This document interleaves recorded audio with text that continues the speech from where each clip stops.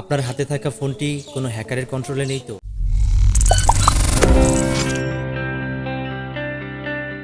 আসসালামু আলাইকুম।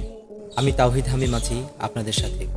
আজকে কথা হবে আপনার হাতে থাকা এই মোবাইল ফোনটি, আপনার গুরুত্বপূর্ণ ডিভাইসটি কিভাবে একজন হ্যাকার কন্ট্রোলে নিতে পারে এবং এই ফোনটি কন্ট্রোলে নেওয়ার ফলে আপনার কী ক্ষতি হতে পারে এবং হ্যাকারের কী লাভ হতে পারে, এই সমস্ত বিষয়ে আজকে আমরা এই ভিডিওতে কথা বলবো। প্রথমত আমরা জানবো কিভাবে আপনি বুঝবেন যে আপনার ফোনটি হ্যাক হয়ে গিয়েছে।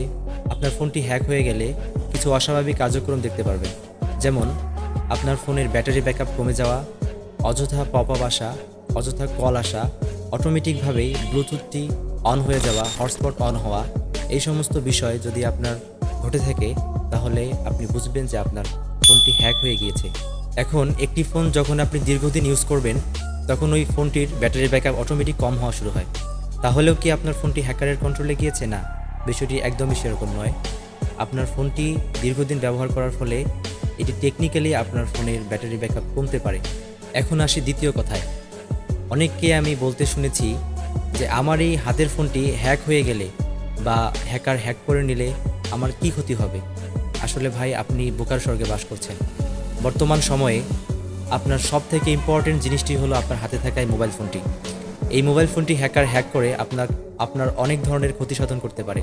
যেমন আপনার ফোনে থাকা ওটিপি নিয়ে নিতে পারে, যার ফলে আপনার বিকাশ, নগদ, রকেট, ব্যাংক অ্যাকাউন্ট, এই সমস্ত অ্যাকাউন্টের আপনার পারমিশন ছাড়াই মানি ট্রানজিশন করতে পারে। অথবা আপনার ফোনের মাইক্রোফোন অটোমেটিক অন করে আপনার কথা শুনতে পারবে। আপনার যে ব্যাক ক্যামেরা এবং ফ্রন্ট ক্যামেরা আছে, এই দুইটা ক্যামেরার অ্যাক্সেস দিয়ে নিতে পারবে। তাহলে ভাবুন, আপনার ফোনটি যদি একবার হ্যাক হয়ে যায় তাহলে আপনার কত বড় ক্ষতি হতে পারে। এখন আমরা জানবো কিভাবে আপনার ফোনটি হ্যাক হতে পারে, কিভাবে আপনি হ্যাকারের কবলে পড়তে পারেন। বেশিরভাগ সময় হ্যাকার পারমিশন ছাড়া আপনার ফোনের কন্ট্রোল নিতে পারবে না। এখন এই পারমিশনগুলো কে দেয়? পারমিশনগুলো আপনি নিজেই দেন, আপনার অজান্তেই দেন। কিভাবে পারমিশনগুলো দিয়ে থাকেন?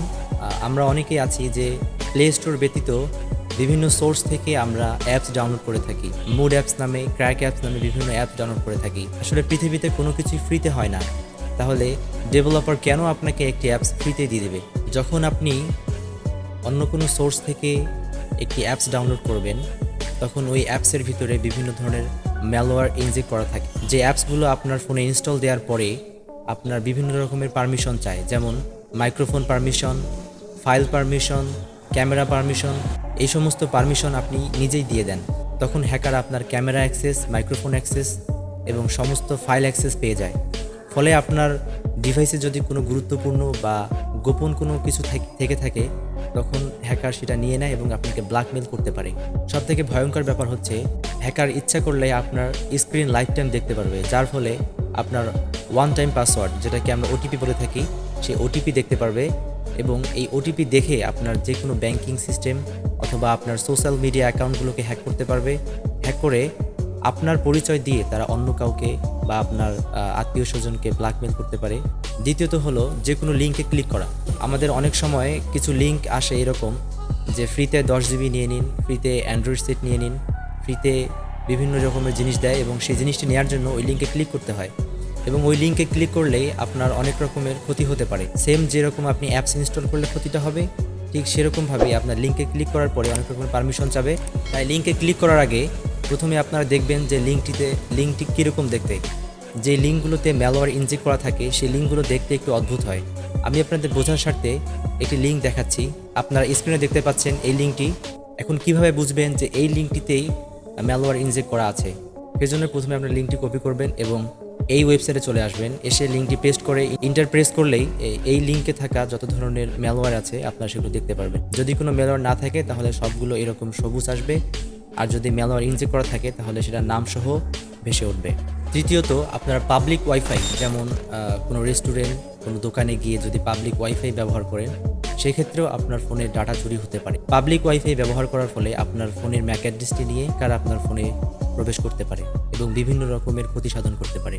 তো পাবলিক ওয়াইফাই ব্যবহার করার ক্ষেত্রে আপনারা ভিপিএন ব্যবহার করে পাবলিক ওয়াইফাই ব্যবহার করতে পারেন। যে কোনো জায়গায় মোবাইল চার্জ দেওয়া, দেখেন মোবাইল চার্জ দেওয়া একটি সাধারণ বিষয়, কিন্তু এই সাধারণ বিষয়টাকে কাজে লাগিয়ে হ্যাকার আপনার ফোনে অনুপ্রবেশ করতে পারে। আপনার ফোনের যদি ডেভেলপার অপশন চালু থাকে এবং সেখানে ইউএসবি ডিবাগিং অপশনটি ইনেবল থাকে, তাহলে সহজেই আপনার ফোনের ইউএসবি কেবলের মাধ্যমে ডাটা ট্রান্সফার হতে পারে। তাই ইউএসবি ডিবাগিং অপশনটা অবশ্যই অফ রাখবেন সবসময়, প্রয়োজন ছাড়া এই ডিবাগিং অপশনটি ইনেবল করবেন না। পরবর্তী একটি গুরুত্বপূর্ণ অপশন, সেটি হচ্ছে ব্লুটুথ এবং এয়ারড্রপ। এই ব্লুটুথ এবং এয়ারড্রপ আমরা ফাইল ট্রানজ্যাকশন করার জন্য বহুল প্রচলিত একটি সিস্টেম, কিন্তু এই সিস্টেমটাই ব্যবহার করে হ্যাকার আপনার ফোন থেকে তথ্য চুরি করতে পারে। তাই অযথা আপনার ফোনের ব্লুটুথ এবং এয়ারড্রপ অফ রাখবেন এবং আমরা অ্যাপস ইনস্টলের সময় অ্যাপস পারমিশনগুলো দেখে নেব।